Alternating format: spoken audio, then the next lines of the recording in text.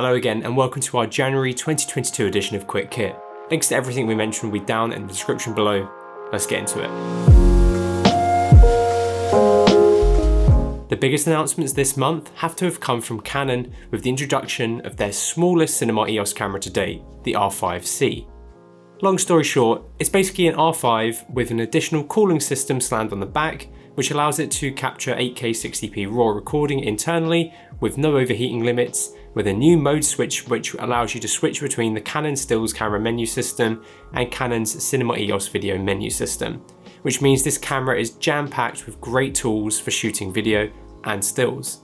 We managed to check the camera out earlier this month and really like it, but there is a good amount that we want to explore more with the camera, especially the autofocus, so fingers crossed we get a camera back into test as soon as possible. In the meantime, let us know in the comments if you have any questions and I will make sure that they get answered in our follow-up video. At the same time as releasing the R5 C, Canon also announced a new firmware update which will be released in March for the C70.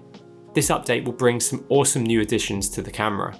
First being the addition of Cinema RAW Lite recording options, directly to V90 SD cards internally. This is something that people have been asking for and it's great to see Canon achieving this with the C70. The update will also add XFAVC proxy recording, internal recording and frame rate limit recording modes. I can't wait to get my hands on a copy of the firmware so we can learn more about it and see how much extra image quality it's going to squeeze out of the C70, and also what frame rates you can record in these RAW modes. If you have any questions or test requests, let us know in the comments. Sony has announced version 2 firmware for the incredibly popular FX6, which looks to bring some really interesting features to the camera. First off, you have the addition of AI-based real-time tracking AF, and if the touch function is set to tracking, you can use real-time tracking to track the subject even during manual focus. This hopefully will bring it more in line with the FX3 according to Sony. The A7 IV added a breathing compensation mode, which uses the lens profiles built into certain E-mount lenses to digitally zoom in and hide the lens breathing that is apparent on some of these lenses. This worked really well on the A7 IV, so it's great to see it come into the FX6. You will also be able to output 16-bit RAW up to 4K 60p via the HDMI output too, which will make it a great pairing with the Ninja 5 without the need for the STI Atom X module. Another feature that has finally been brought over from the FS5 and FS7 Mark II is bokeh control. This allows you to adjust the depth of field while recording with minimal exposure change by using a combination of the variable ND and now also ISO.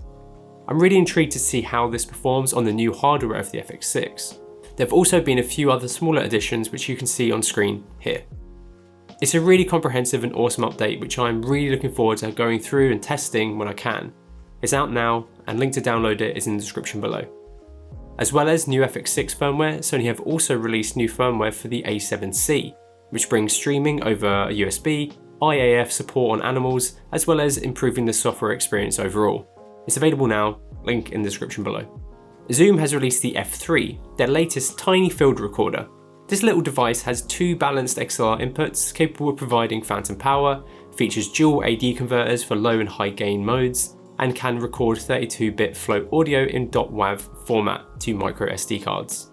Its compact design and low weight of just 242 grams, paired with its decent battery life of 8 hours on a single set of AA batteries, will make it a really great option for people wanting a portable recorder they can rig onto their camera rig or even onto a boom pole or other audio recording piece of kit. It can also be powered via mains as well as via a USB power bank, can be controlled via Zoom's upcoming app while using Zoom's Bluetooth adapter, and features a pretty familiar interface for controlling the unit. It also has a headphone out and line out in case you want to record audio directly into a camera that doesn't feature XLR inputs. You can also jam tie encode to it, but you will need the separately sold Zoom Bluetooth adapter and UltraSync Blue to do so.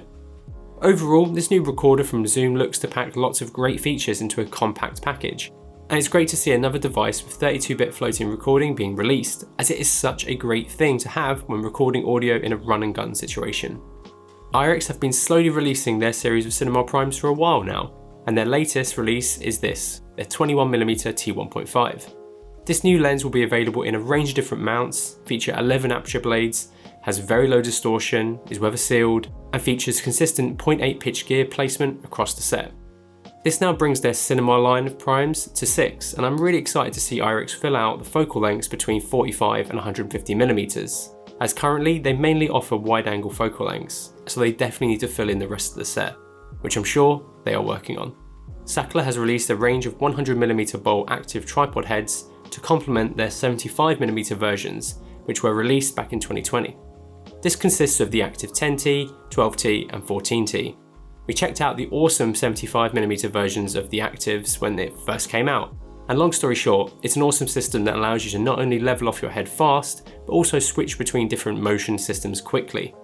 This new set of heads all feature the same bells and whistles you would expect from a Sachtler head, and all have the same 7 steps of drag on their pan and tilts, as well as 15 steps of counterbalance. The differentiating factor between the 3 heads is their maximum payload range, which increases as you step up the range, and so does the overall weight of the head to deal with this extra payload. It's great to have the option for a 100mm base head now with the active system, and we can't wait to update our Video 18S2 with one of these new heads as soon as we can. Right, let's get into our honourable mentions. Links to everything is in the description.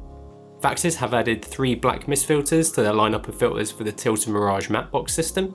Ingenue announced use interchangeable Canon RF mounts for the Easy 1 and Easy 2 lenses, which have become very popular since the boom for full frame cinema cameras with their full frame backs. Arri released some new accessories for the Orbiter docking ring, glass cover, dome mini and bag of light. Smallrig has announced a new lightweight fluid tripod head. Sound Devices has released firmware 8.81 for their 8 series of mixer recorders. DJI has released new firmware for the Mavic 3 as well as the DJI Action 2. Kupo has released the Swivel Junior receiver adapter, which allows you to tilt lighting fixtures in 30-degree increments. Bird Dog released their Camera Control 3.0 software update, which brings auto tracking to their entire PTZ camera lineup. Vision Research announced the Phantom S991 camera, which will be able to capture 937 frames per second in DCI 4K. Roland announced their Aerocaster TGM30 microphone and UVC-02 web presentation dock. Ryko have released their HC22 and HC15 shotgun microphones. Rode has released a single set of wireless Go2s in case you don't need 2 transmitters. And Edelkrone announced their Focus One V2. If you enjoyed this, please make sure you're subscribed ready for next month's quick kit, and let us know what kit you've picked up this month in the comments below. And thank you so much for watching.